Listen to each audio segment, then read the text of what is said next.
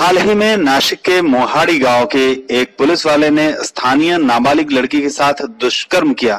ऐसी घटना सामने आई और इस लैंगिक अत्याचार के खिलाफ अब लोग एकजुट होकर उस नराधम के लिए सजा की मांग कर रहे हैं।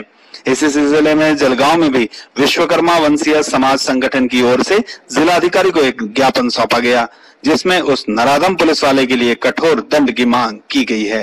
मोहाडी गावातील तालुका दिंडोरी जिल्हा नाशिक या ठिकाणी एका 15 वर्षीय मुलीवरती आपले समाजाचे रक्षक त्यांनी काही जी घटना घडायला नाही पाहिजे होती अशी त्यांनी घटना घडून आणलेली आहे। तरी आम्ही विश्वकर्मी वंशी समाज संघटन तसेच महाराष्ट्र विश्वकर्मा सेना दोन्ही संघटनातर्फे जिल्हाधिकारी कार्यालयावरती आम्ही निवेदन देण्याचं कार्य केलेलं आहे।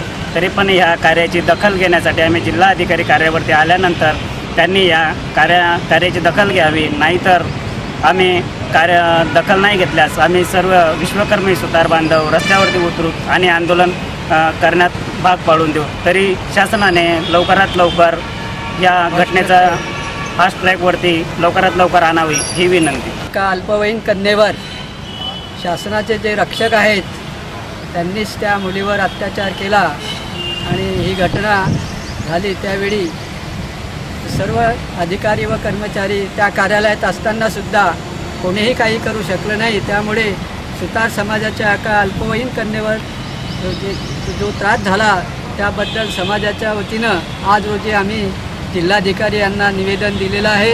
या निवेदनाचा शासनाने गंभीर स्वरूपात विचार करावा आणि जर या निवेदनाचा विचार जर झाला नाही तर महाराष्ट्रातील सर्व सुतार समाज रस्त्यावर आल्याशिवाय राहणार नाही व आंदोलन केल्याशिवाय राहणार नाही, याची शासनाने गंभीर दखल घ्यावी। आप देख रहे हैं इंडिया आप तक समाचार, सच्चाई से गहराई तक खबर पहुंचाए आप तक।